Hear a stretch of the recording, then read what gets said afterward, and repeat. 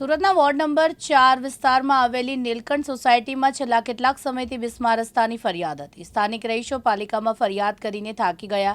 છેવટે આમ આદમી પાર્ટીના ત્યાં સ્થાનિક કોર્પોરેટર સેજલબેન માવલિયા, કુંદનબેન કોઠાણીયાનો સંપર્ક કરતા તંત્ર અને ભાજપ શાસકોની નિષ્ફળતા બતાવવા તે તૂટેલા ખાડા ખાબોચિયાવાળા રસ્તા પર ભાજપના ઝંડા લગાવી અનોખું વિરોધ પ્રદર્શન કર્યું।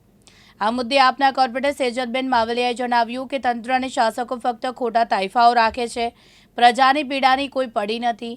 તેમના બહેરા કાને સાદ સાંભળવા જ અમે આ અનોખી રીતે વિરોધ પ્રદર્શન કાર્યક્રમ યોજ્યો। અમારા વિસ્તારમાં રહીશોને ચોમાસા દરમિયાન પુષ્કળ તકલીફો પડે છે, પણ પાલિકા અને ભાજપ શાસકોના પેટનું પાણી હલતું નથી।